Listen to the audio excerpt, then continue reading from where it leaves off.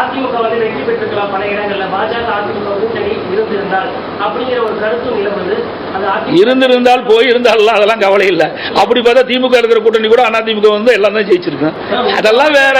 அதாவது ஒவ்வொருலையும் நடந்து முடிஞ்சதெல்லாம் வேற. ஒவ்வொரு தேர்தலையும் மாறுபட்ட கருத்தா இருக்குது. 2014 வேற மாதிரி போட்டிட்டாங்க. அதுக்கு அடுத்த வருது 2019 வேறு, 2024 இப்படி மாறுபட்ட கூட்டணிலாம் மாறி மாறி அமைச்சிட்டு இருப்பாங்க.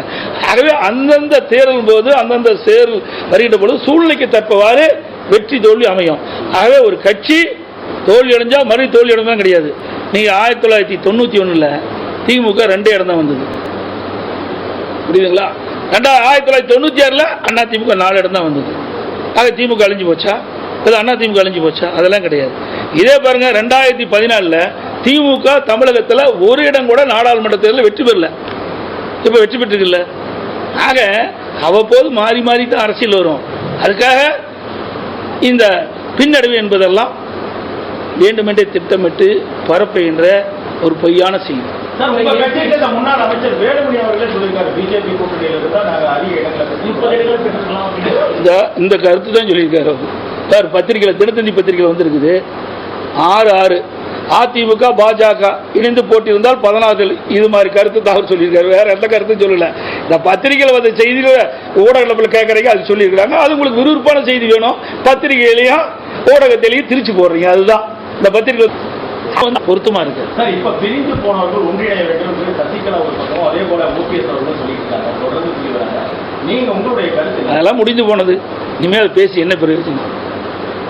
முடிந்து போனதை பற்றி பேசுவதற்கு அவசியம் இல்லை. வேண்டுமென்றே திட்டமிட்டு எதிரிகளோடு சேர்ந்து ஒரு குழப்பத்தை தொடர்ந்து விளைவித்துக் கொண்டிருக்கின்றார்.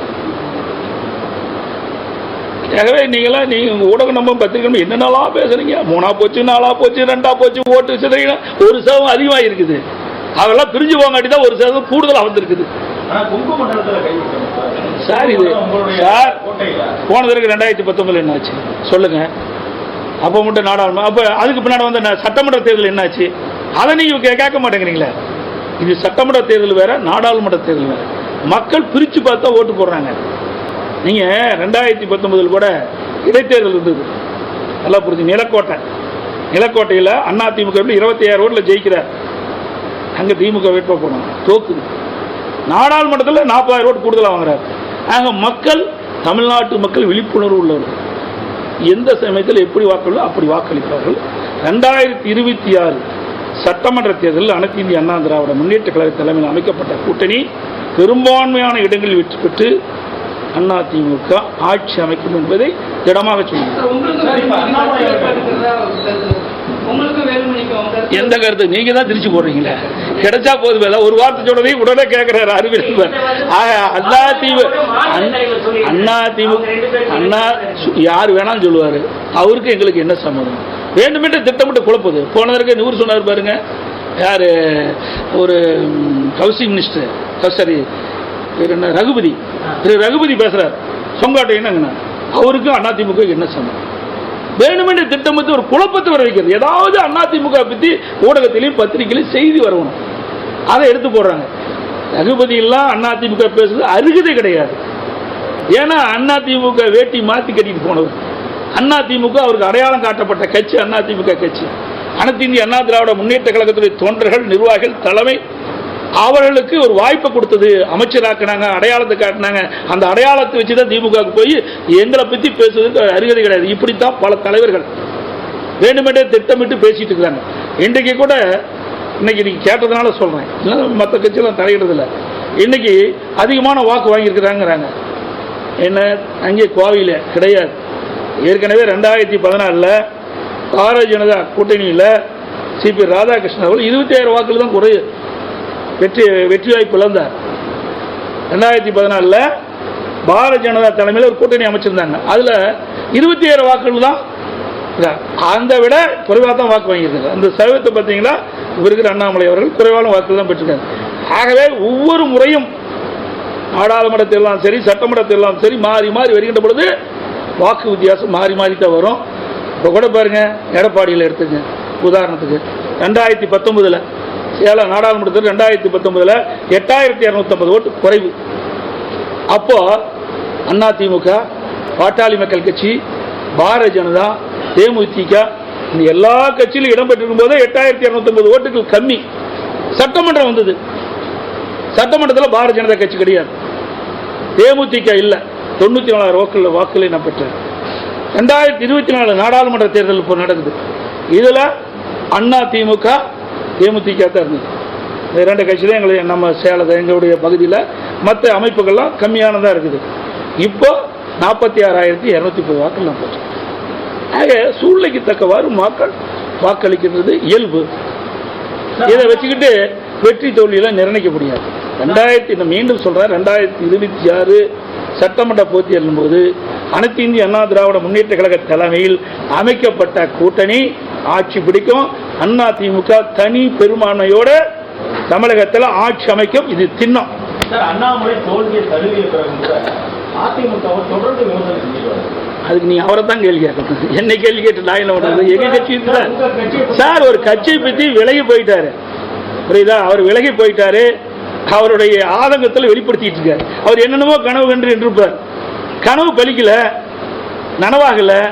அந்த வருத்தத்தில் அந்த வெறுப்புல இப்படிப்பட்ட வார்த்தையெல்லாம் உதிர்த்துட்டு இருக்காரு. தேர்தலுக்கு பிறகு நாடாளுமன்ற தேர்தலுக்கு அதிமுக என்ற திராவிட கட்சி இல்லாத பண்ணுறோம் அப்படின்னு சொல்லி தான் சொல்லியிருக்காங்க. இவரை போல பல பேர் பேசினாங்க.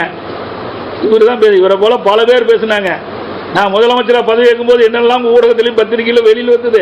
எடப்பாடி பழனிசாமி 10 நாளைக்கு முதலமைச்சராக இருப்பாரா, 20 நாளைக்கு முதலமைச்சராக இருப்பாரா, 3 மாதத்துக்கு இருப்பாரா, 6 மாதத்துக்கு இருப்பாரா? 4 ஆண்டு காலம் 4 ஆண்டு 2 மாத காலம் சிறப்பான ஆட்சி கொடுத்தோம். அதுக்கு பிறகு கட்சி 2ஆ போச்சு, 3ஆ போச்சு, சின்ன முடக்கம், அது முடக்கம், அப்படியெல்லாம் அவதூறு பிரச்சாரம். இதையெல்லாம் முறியடிச்சு தான் தேர்தலை சந்தித்து இன்றைக்கு அனைத்து இந்திய அண்ணா திராவிட முன்னேற்ற கழகம் நாடாளுமன்றத்திலே அதிக வாக்குகளை பெற்று. சார், பாஜக பொறுத்தவரை கடந்த மத்திய ஆட்சியில் தனிப்பெரும்பான்மையா இருந்தாங்க. ஆனா இன்னைக்கு அவங்க மற்ற கூட்டணி கட்சிகளை நாட வேண்டிய ஒரு கட்டாயத்தில் இருந்திருக்காங்க. இப்ப மோடி அவர்கள் மீது மக்களுக்கு ஒரு அதிர்ச்சி ஏற்பட்டிருக்கு. அதாவது மக்கள் தீர்ப்பே மகேஷன் தீர்ப்பு. மக்கள் என்ன தீர்ப்பு கொடுக்க அதை வணங்கி ஏற்றுக்கொள்ளுங்க. ஏன்னா இப்படிப்பட்ட தமிழ்நாட்டில் இருக்கிற இப்படிப்பட்ட தலைவர் வச்சுட்டு இருந்தா அப்படித்தான் இருக்கும். நல்ல கட்சி நிர்வாகிகள் வச்சிருந்தா அதிகமான அவர் தனிப்பெரும்பான்மை இடங்களை பெற்றிருப்பார்கள். தமிழ்நாட்டில் இருக்கிற அந்த கட்சியுடைய தலைவரை போல பல தலைவர் இருப்பார்கள் போல் இருக்குது. அதனால தான் அவர்களுக்கு பின்னடைவு ஏற்பட்டிருக்கு. அப்படி நாங்க சொல்லல. அந்த அதுக்கு என்ன பண்றது? நாங்க அப்படி ஒன்றும் விமர்சனம் பண்ணல. நீங்க இப்படி கேள்வி கேட்டு போட்டு பத்திரிகையில பெருசா கொட்டை எழுத்துல போடுவீங்க. அதுக்கு நீங்க பாக்குறீங்க, உங்களுக்கு விருப்பமான செய்தி வேணும், அதுக்கு லாகதான் கிடைச்சவா? அதெல்லாம் கிடையாது. அதாவது அவர் யதார்த்தமா கேட்கிறாரு, ஏன் பின்னடைவுன்னு கேட்கிறாரு. இப்படி பல மாநிலங்களில் இப்படிப்பட்ட நிலைமை இருக்கிற காரணத்தில் சரியான முறையில் அவர்கள் அதை சரி செய்யாத காரணத்தில், அங்கங்கே இருக்கிற பிரச்சனையை சரி செய்யாத காரணத்தில் சரிவு ஏற்பட்டிருந்தது. அவ்வளவுதான் சார். அவரு கொடுக்கறது நாங்க என்ன பண்றது? அவர் கொடுக்கிறாரா இல்லையான்னு யாருக்கு தெரியும்? யூகத்தின் அடிப்படையில் கேட்கிற கேள்விகள். நாங்க கூட்டணியில அங்கம் இல்லை, பாரதிய ஜனதா கூட்டணியில அங்கம் வைக்கல. அதனால அவர்கள் என்ன செய்வார்கள் எங்களுக்கு தெரியாது. நான் ஏற்கனவே தெளிவுபடுத்திட்டேன், இங்கே தான் சொன்னேன். கிட்டத்தட்ட 23/10 நான் சொல்றேன் நினைக்கிறேன். அதாவது எனக்கு தெரிஞ்ச ஞாபகம் 24/10/2023 உங்க பேட்டின் வாயிலாவே நான் தெரிவிச்சிருக்கிறேன்.